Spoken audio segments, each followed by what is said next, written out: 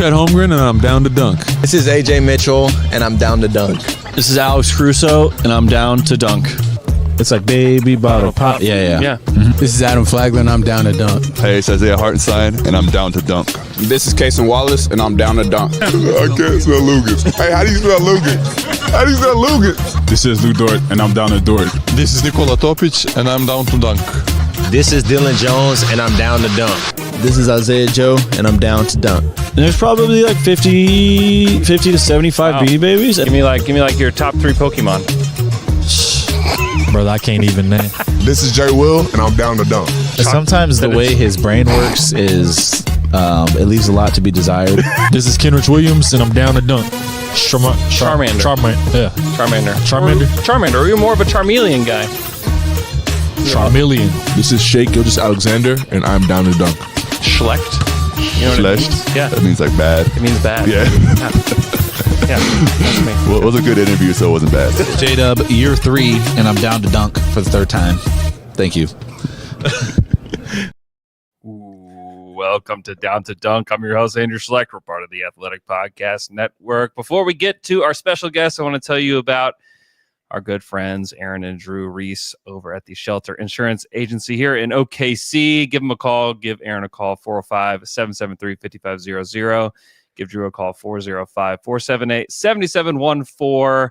Listen, it's been a few beautiful days outside here in OKC, and you know what that means? Some terrible weather is just around the corner, and you want to have somebody that's on your side to help you protect what matters most. Give Aaron and Drew a call today.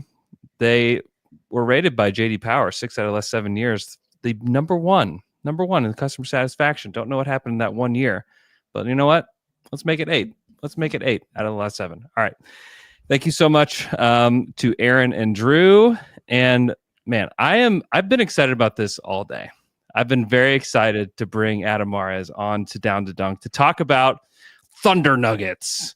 Adam, thanks for joining from DNVR. I mean, you're one of the best in the business. Thank you. DNVR All-NBA podcast with Tim Legler, which you just finished like 5 seconds ago. Literally, yep. And you're hopping on with us. Adam, thanks for joining. Hey, I'm down to dunk. I like that intro, man. I'm down to dunk. It's absurd. It's great. It's so absurd. Okay, so I guess like one of my first questions that I have is like, what if anything do you think we learned from the regular season? And when I went back through all these games, you know, game 1, there's no Hartenstein. Dario Saric is playing in this one. It's a weird one. Game 2, no Hartenstein. Isaiah Joe gets the start. There's no Jamal Murray.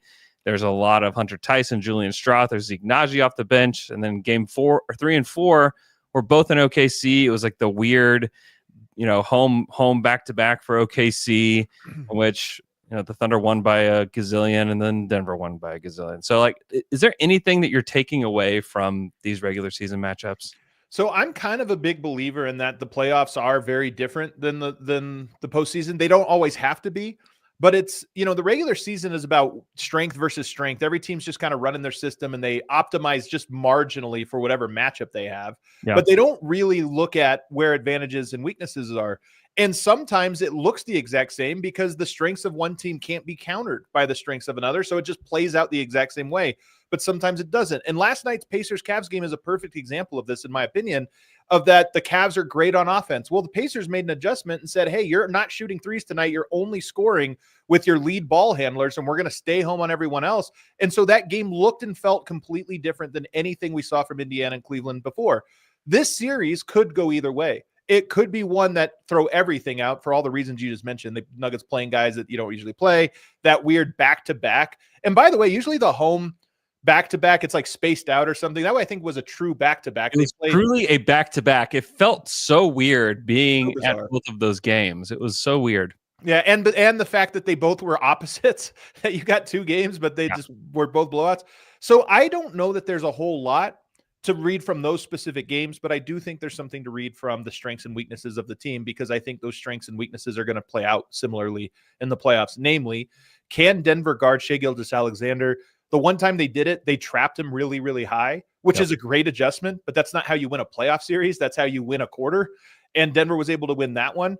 Can they do that? And then in a playoffs, and then the other one is just the depth. I mean, you know this. Oklahoma City has tremendous depth. They have defense all around the court, including in their second line, whereas Denver just eked out a series against the Clippers playing 6 guys. They're coming off of a 7-game series with 48 hours rest, and they're going to go right back into what I think will be an extremely exhausting series. The Thunder are really good at exhausting you. Denver's going to have to be able to play 7 guys in the series. So that part of it, the overall depth and defensive strength of the Thunder versus Denver having 6 guys they trust and hoping for a 7th, to me, that will be similar here in the series. Yeah, you look at the history of teams coming off of Game 7 with 3 days or less of rest, and those teams are 4-19 since 2003. And then you just look at teams that are just coming off of Game 7 and that are the road team in Game 1 are 11-28.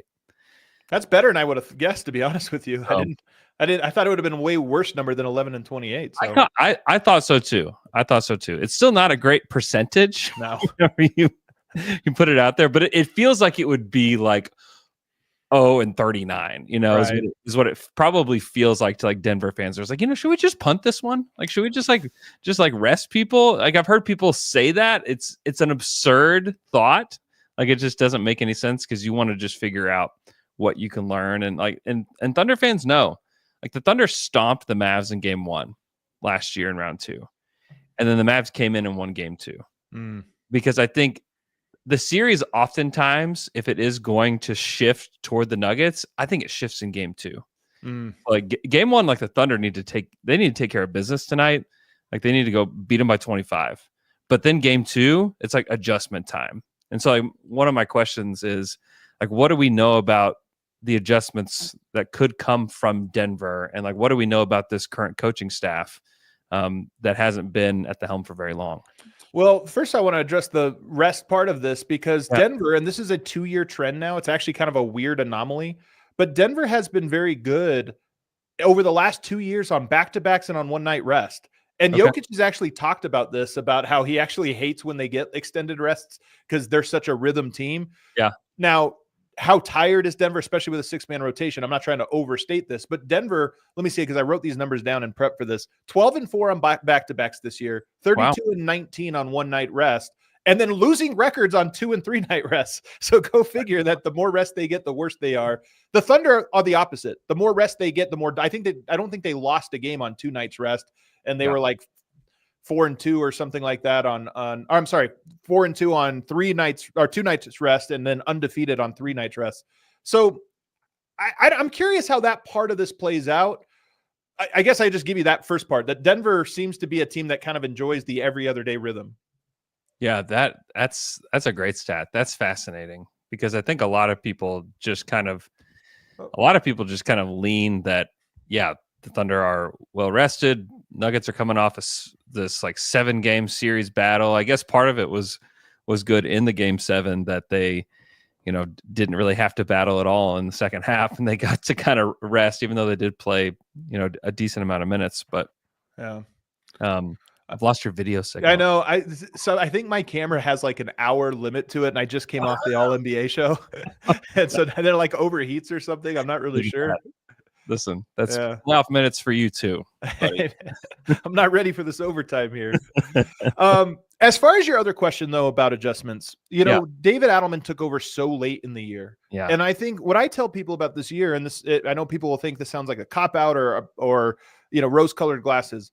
I had no faith in Denver this year. I came into the year predicting them to be a 5 seed, and I was really worried about it because of the vibe. I just knew that, to me, it had seemed like the coaching staff had expired, not for anything they had done wrong, but 10 years is a long time.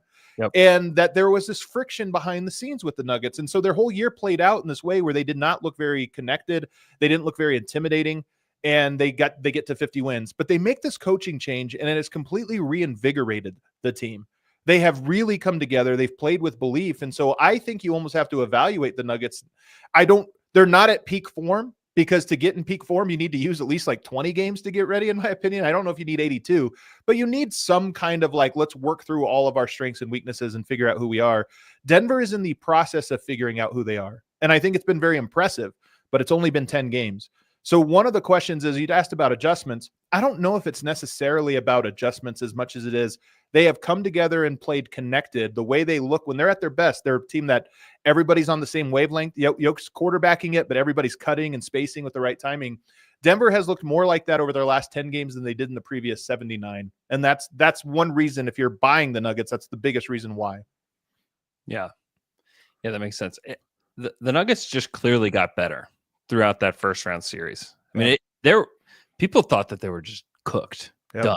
I mean, we almost started talking about the Clippers as if they were going to be the Thunder's matchup just a few games through that series, but it just felt like they started to gain steam, and it didn't feel like the Clippers had the adjustments. And so I thought that was impressive. What all do you feel like you learned through that first round series? So Denver does not have depth, and in the playoffs, you have to use your top 8 or 9 guys to find the right combos, the right rotation, what have you. Denver doesn't have that depth, but their starting 5 can solve any problem, and that's really powerful to have. Denver struggled, although towards the end of the series they really figured this out, but they struggled in the moments when they had to start bringing in subs, and now they only have 2 shooters, Murray and MPJ. So anytime one of them's off, you only have 1 shooter on the court. Your offense really takes a dive. But Denver's starting 5 is really good, and they're playing like, okay, everybody kind of knows what to do. So that's one thing we learned, is I thought their starting lineup would be good, not great, or very good, but not great. And I think their starting 5 might be in the great territory now, where that's a formidable team on both ends of the court.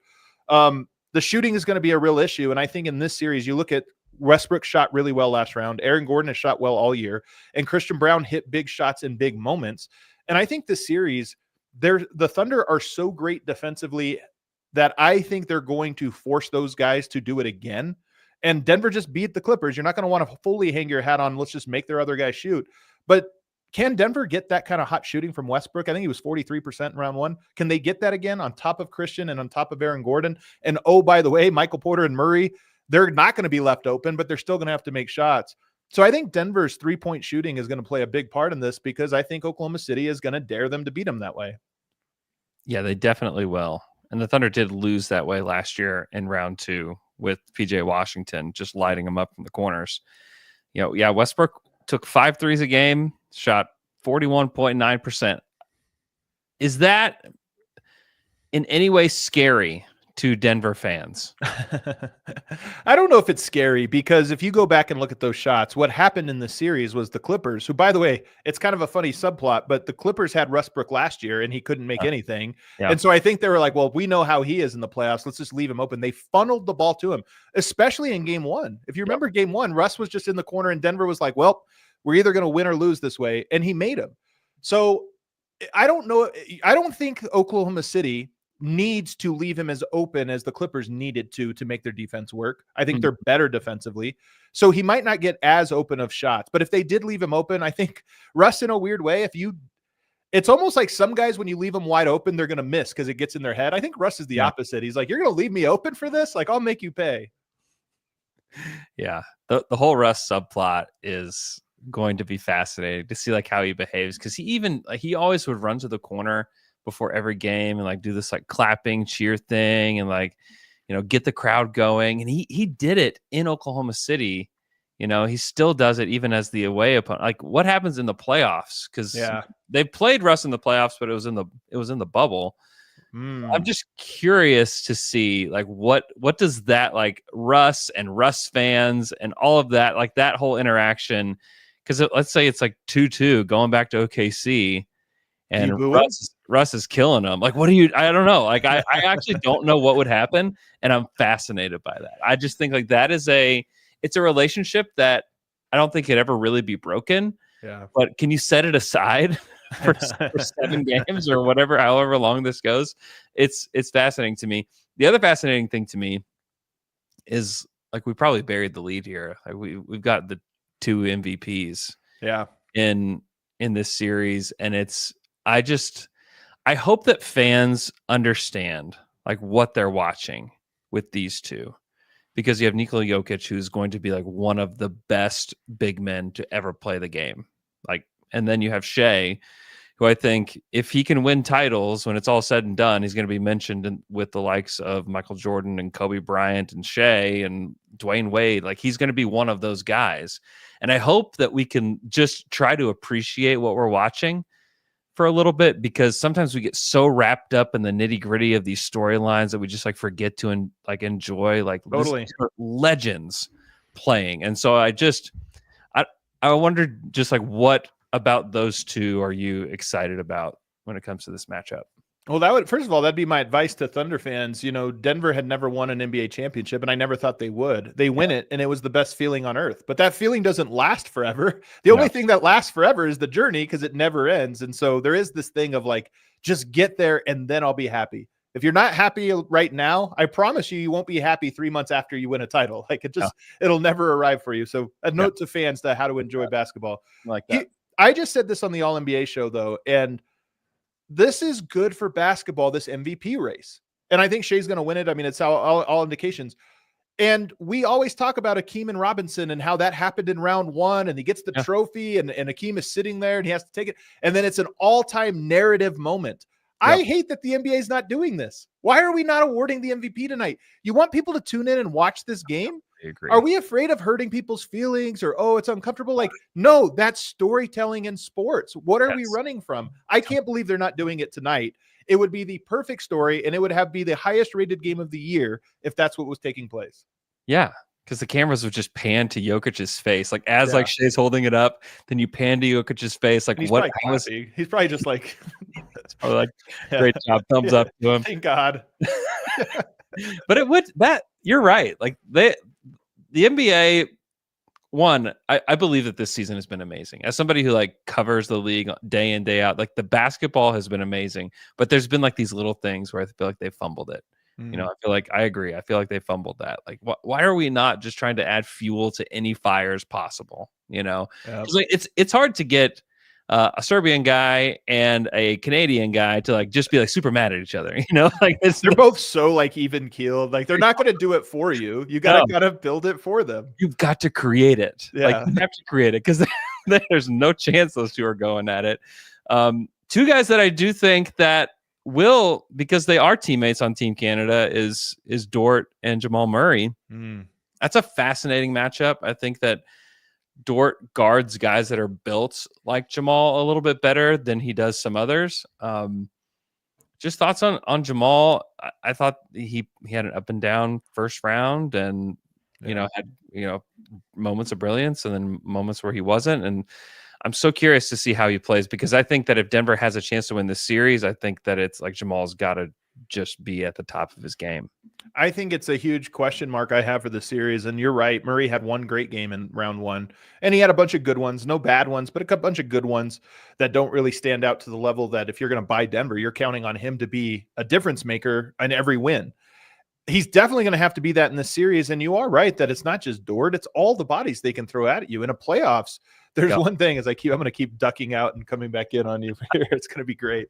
It's one thing, to be able to just like game plan for one guy, and over the course of the series, you figure him out. But I do think that the Oklahoma City has so many guys that it's going to be a constant physical and mental challenge for Jamal. And traditionally, I think Jamal gets better as the playoffs go on. He's a guy that, if you go back to their championship year, round one against Minnesota, he had two pretty good games and a bunch of like whatever games. And then by the time he gets to Phoenix, he was pretty much locked in. And then against the Lakers and against Miami, he just every night was a great game. So what version do you get? Can he overcome that defense is a big question. I will tell you that Jamal seems to struggle more with the McDaniels types, the Batum adjustment. Like Chris Dunn's a phenomenal defender, but Jamal's not as bothered by guys that aren't. He's a big guard. He's Kraft. He's not as bothered by those guys as he is even by old man Batum, who just uses length. I think the Thunder represent the first type. They have a lot of guys that stay connected to you. They get into you. They don't have as many of the long, lanky guys. And so that's one thing I'm curious to see if Jamal can get his mid-range going just by getting a little contact and shooting his fall away. Murray is a guy who's great because he's good at the bad shots, the mid-range step backs and side stays. He's really good at them. Can he get those off? I don't know. I really don't. Yeah. On the other side, the Thunder defending Nikola Jokic. He's a puzzle that can't be solved. Like you just have to throw as much as you can at him. The Thunder have done pretty well. I think Chet. It's funny because I'm reading a lot and I'm listening to a lot of podcasts, and depending on who you listen to, you would think that Chet is either the worst defender on him or the best defender on him, And Chet himself did pretty well. Has done well against the Nuggets in general in the restricted area. The Nuggets are shooting 57% against him, which is quite good. Hartenstein, they're shooting 67% against him. It's a lot fewer attempts. He played a lot fewer possessions against them. But if you were giving the Thunder coaching staff advice for how to guard Nikola Jokic, what would be the strategy that you would employ? So first of all, I don't think, and I saw somebody in the chat here say, Chet had a good game against Jokic in the first game of the year. Don't be in denial or something. Yeah. If you told me that the strategy was to put Chet on Jokic and not play Hartenstein, just like to play the rest and try to go there, I think Denver's winning the series. That's how confident I feel about that matchup. Now, Chet, when because he really did get the better of Jokic in that first game, it was more to me the offensive end. Like he was able to put the ball on the floor. This was pre-injury. And I think he had a little bit more, like the team trusted him a little bit more. It's one of the things that sucks about the injury this year is I think Chet's off the dribble game was sort of a missing piece to make that team like unassailable. Yeah. And when he got hurt, they almost worked it in a little bit slower. And it's not at the level I think it would have been had he never got hurt. But that to me was with the real edge Chet had. I think you're going to go with Hartenstein because he's a big body and he's a good defender. And you're going to bring Chet over. And your minutes with only one of those guys on the court with Jokic on are probably somewhat limited. And I think that's a good strategy. But the third part of it, this is the strategy teams have had success with. If you look at Minnesota, Karl-Anthony Towns guards Jokic, Gobert, the rim protector, is playing off of Aaron Gordon and basically doubling or protecting the paint. That's what Oklahoma City built. And I think it's why they brought Hartenstein in. But you also, that's not the only piece. You also have to shrink the floor against Jokic. You have to give him disguises with everyone else to where you're not just doubling. He reads those too well. And you're not just staying home. You kind of have to play in between. And Denver doesn't have great enough shooting to like, okay, they're getting Christian Brown got a lightly contested shot off. He's not going to beat you with that. He'll beat you on wide open ones. Shrink the court, use your double bigs, and then just run guys off the line. That's the strategy that I think OKC is set up to do. And that's what I think they're going to have to do. Mm-hmm. Yeah. I think that makes a lot of sense. I do feel like they didn't do it just for Denver, but I think that you acquire Hartenstein to play teams like Denver, and there's several teams where you just need bigger guys. I mean, we're seeing in the playoffs that if you only have one look, it's pretty tough. I think that's why the Lakers are home now. It's because they had one look, and they had that. The Wolves had that solved pretty quickly. Michael Porter Jr. had a nice series. I was impressed. I thought when you start to hear about how he can't even put on his jersey and take off his jersey on his own, I thought like this dude's gonna be cooked. And he really played well through it. I know he got an injection before Game 7. Is that right? Yeah. And so what's his status? What's like the expectation for him health-wise moving forward? Well, so he gets hurt early in the series. And just to give you a sense of, even with the injection in Game 7, the play that sticks out to me, he catches it on the right wing. He dribbles twice with his left hand right down the lane. And when you're going from the right side to the middle, that's a right foot left-handed dunk. And or a two-handed dunk at worst. And he goes, dribbles, turns his body to the other side so he could dunk with his right hand, because you can see he doesn't want to raise his right hand above his body or his left hand. So I think it's a very real like limitation he has. But Michael Porter is one of these rare players that, at least in Denver's system, is better the more limited he is. And I do think in this series, the Thunder are smart enough and versatile enough. They're going to force him into uncomfortable things. But Porter shot threes, rebounded, and didn't do much else in that first round. And I actually think that's the best value. Like, that's actually all you need from him. It's when he puts the ball on the floor or when he holds it and does stuff with it that you get in trouble. So I think it'll be a limiting factor here, and especially defensively, because he'll probably be matched up on Shea. He'll probably be matched up on J-Dub just in switches and different things. Mm-hmm. And I don't think he can contest a jumper with his left hand right now, which is a real disadvantage when you have guys who are really good at getting a little separation and elevating. Yeah, that'll be fascinating. I was really surprised that we did not see the Clippers mismatch hunt more, knowing that he was limited. And I expect to see that. It's like starting tonight with Shea trying to mismatch hunt, and even J-Dub at times I think will look to drive whenever he's on him. I'm really interested to see what that looks like and how they could take advantage there. I think real quick on that though, I do think Denver's going to be very aggressive getting the ball out of Shea's hands tonight. I'd be a little bit, maybe because it's game 1, they're not going to show this. Maybe that's a game 2 adjustment, but I would imagine Denver knows they can't guard Shea. They just don't have the personnel. And especially when you get a Murray or a Michael Porter, like that's food.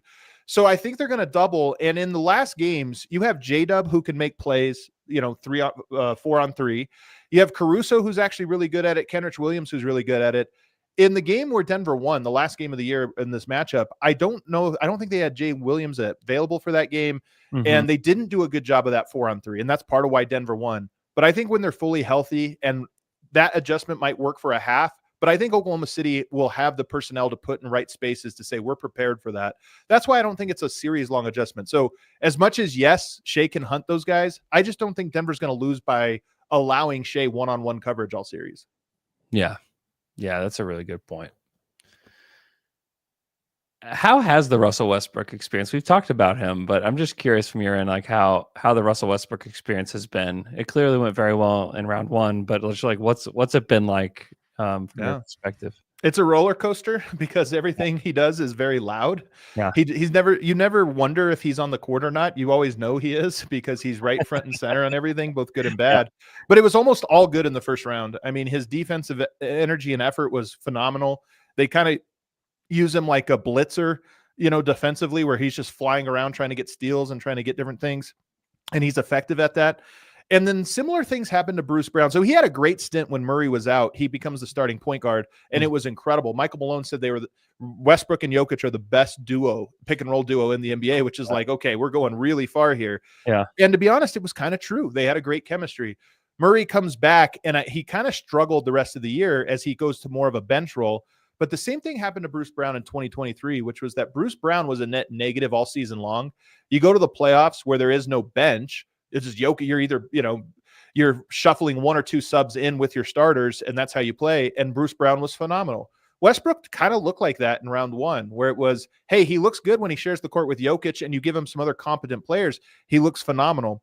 So he's been good, but I think Oklahoma City is going to test it once again, because I think they're going to know that on the perimeter, when he's on the court, Denver doesn't have enough spacing. Let's just force him to be the loudest version of himself unless he starts to beat us that way. You said that you don't feel like they have a good matchup for Shea, which is true, but they do have Peyton Watson, who is, I think, should play a lot in the series. Yeah. Am I wrong about that? No, this is my biggest take about the Nuggets this year. And I think if there was a big schism about why Michael Malone got fired, it's that you knew if you got into a playoff series, your team didn't have a lot of depth. Yeah. And you could just go through and look at the players you might match up with, Shai Gilgeous-Alexander being one, and say, this year largely comes down to how ready is Peyton Watson by the playoffs. I don't think that Michael Malone played him enough minutes, in particular with their key lineups. Like the minutes he did play, he's standing in the corner watching Russell Westbrook, DeAndre Jordan run pick and rolls. That's not how you're going to play in the playoffs. So I think even the minutes he played were mostly wasted.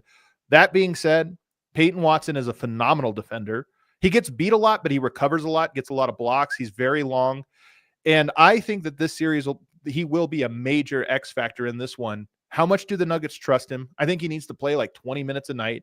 And how effective is he? Because as much as he is good in talent defensively, the playoffs, it's like the playoffs are the PhD course of basketball. The regular season is like elementary school. Yeah. You go straight from elementary to your PhD dissertation. And I just don't know that he's prepared for that. We'll find out, but schemes are going to get complicated on both ends of the floor. And we just haven't seen how he's responded to complex basketball. Yeah. Yeah, and the Thunder will put you through it. Like they will put you through it. I think the one thing that they've learned, last year whenever they got to the playoffs, I don't think they were quite prepared for it. But I think all season long they've been working on getting Shai off ball early, letting other guys handle, and getting Shai in better positions. Yeah. And I think they've done fairly well with that. They haven't really been put to the test yet because they played that Memphis team who just didn't push them in real ways to make them adjust. And so I'm so curious to see how this Denver team pushes them to find different solutions, because, last round, like I said, it wasn't there. And so I'm just curious to see how they fare in different ways and how quickly they adjust. I mean, the playoffs a lot of times is like, how quickly can you adjust? How quickly can you find solutions? And so I'm curious to see where Mark, has some growth. Well, here's the thing about Jokic is that I think he's arguably the smartest basketball player to ever play the game. And I mean that with full sincerity. I just think that guy, he's seen everything and he knows what to do. Dagnott is an outside the box thinker. And I know Thunder fans hated me. I don't know if you know this. Thunder fans really turned on me in the middle of this year when the permanent sub happened. Oh, yeah. I'm actually going to bring this up. It's so funny. Because to me, it's just funny. To me, I look at it and I'm like, this is such an absurdist thing, whatever. But it's hilarious. It does highlight that Dagnott is a guy that if Yoke has seen everything, but if someone is going to introduce something he hasn't seen, Dagnott's the type of guy. And I liken Jokic to Peyton Manning a lot, where it's like he's so good when he's figured it out, then he's perfect. He just knows everything. The key with Peyton Manning was we have to confuse him. We have to throw him stuff he's never seen. We have to do this or that. That is how you make Jokic think and how you slow him down. And most coaches can't do that this late in Jokic's career. But Dagnott, I don't know. Maybe he has something crazy and wacky lined up that's going to just confuse him enough. I was sitting there and I saw Dylan Jones go to the scores table, which was very confusing in general. Like, wait, why is Dylan Jones at the scores table? He better not be going into this game. It's like what everybody's thinking. And then he just stands there. You're like, what is happening? And then when I heard his quote about the permanent sub, I've been obsessed with it. It's so funny. It's so funny. I actually have a tiny Dylan Jones. I don't know if anyone's noticed this, but on every YouTube thumbnail, I have a tiny Dylan Jones somewhere on the thumbnail, just as our permanent sub. That's great. So, I appreciate that. Go look for it now. But since the permanent sub, I have put a very tiny Dylan Jones there. Because it is so hilarious. Yeah, I think it is a fascinating, chess war between what feels like Mark Dagnall and Nikola Jokic, because I think that he is doing whatever he can to try to solve him. Yeah. And you just know that, like, as we even watch Jokic in round one, like, he's going to figure it out. Like, as good as like some defenders were on the Clippers, like, he eventually figured it out. And so it's going to be fascinating. And I think with Denver and the Jokic era in particular, the last series, I thought we saw this against the Clippers, but we really saw this in 2023 against the Lakers. If you recall, Denver's up big. Jokic having one of the best games. Probably my single favorite game he's ever had was game one. But at the end of the third quarter, the Lakers cut it pretty close. And I think that at that time, the Lakers looked at it and said, we can win this game. We have all the momentum. Let's go to our game two adjustment. And then Denver held on to win that one. And it was almost like Jokic got 2 games of data in one. I think the same thing happened in this Clippers game. It goes to overtime, second game's close. By the time we got to game 4, most of the cards had already been played. And it was almost like advantage Jokic because I've already seen it. We can game plan and I know exactly how I'm going to attack it. That's why I think it'll be important in this series for Denver to be close early, because you want teams to have to show their hand. If you're able to win this first game just on rest versus fatigue and you don't have to show anything, game 2 allows for that curveball that now Jokic has to figure out another problem.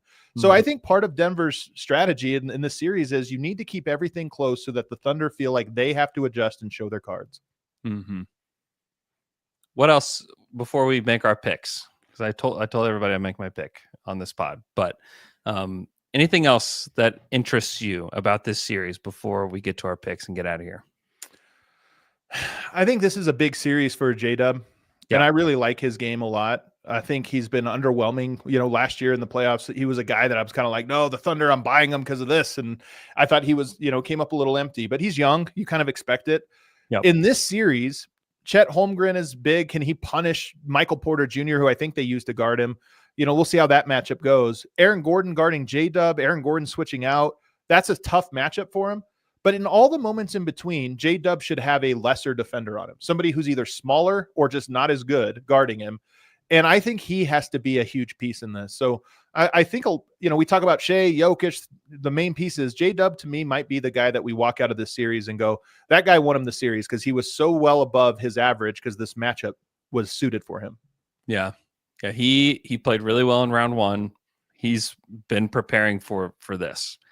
And he didn't really even shoot it that well. He shot it well from 2, shot only 28% from 3. Like if he's hitting from 3 and he can get to his spots, I agree. It's a big test because I think for the Thunder in general, like on paper, they should win this series like very easily. You know, if this whole series was played on paper, I think Thunder win in 4. You know, like I just think, but it's not.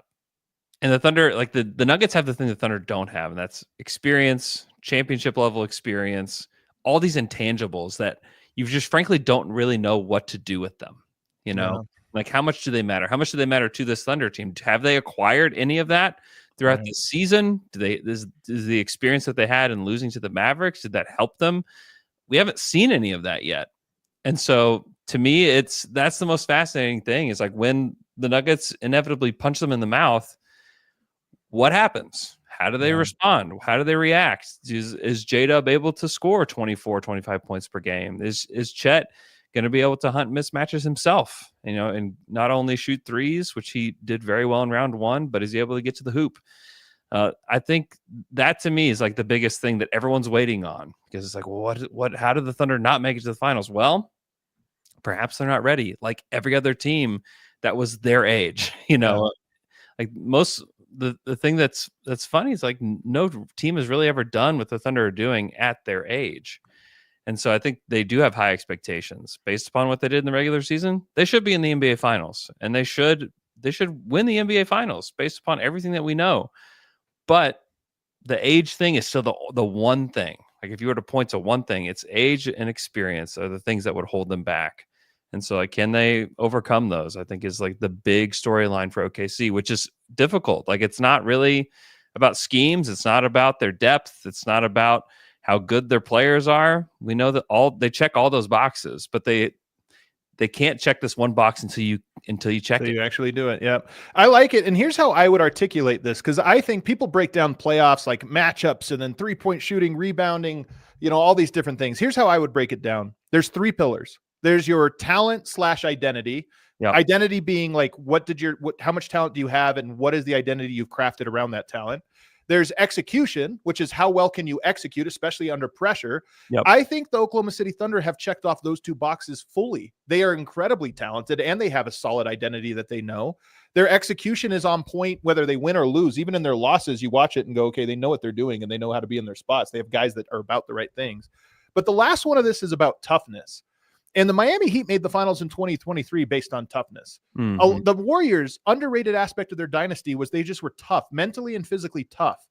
I think you have to be tough. And the part you're asking, it's not that the Thunder are not tough. It's like the Houston Rockets are a tough team. They get physical. They're not afraid of anybody. But they weren't mentally tough in that Game 7. That got away from them.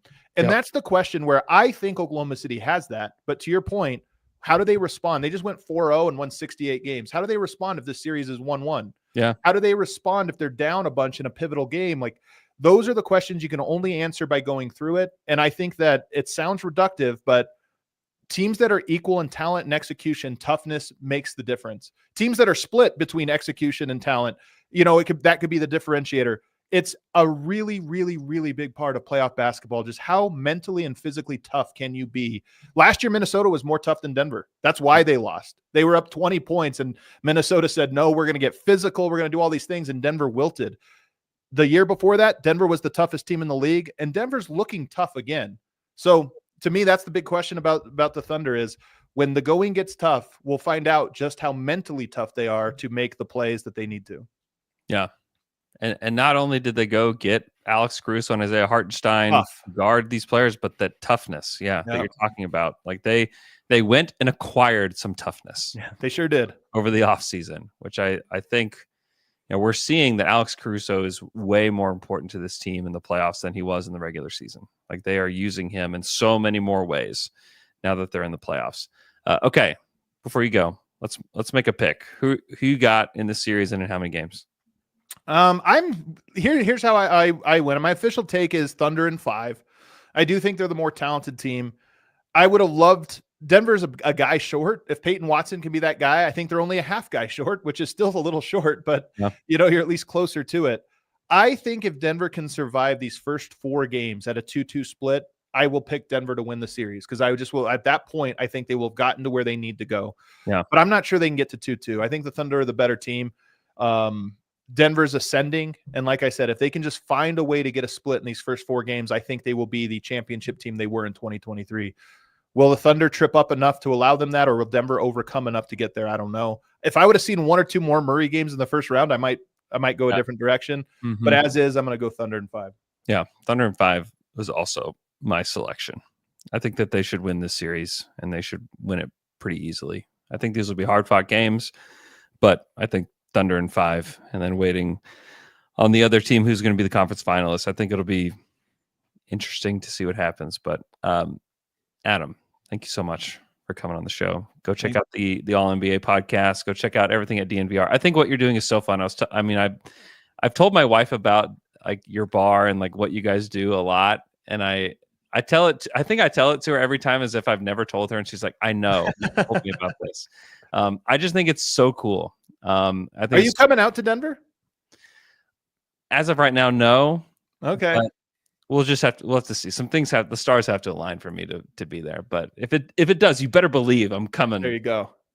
You're on the show for sure, live and in person from the bar. I would love that. That's actually now on my bucket list. There you go. That would be very fun. Hey, thanks for joining us. This was a blast. Really appreciate you, man. Yeah, of course. Thanks for having me.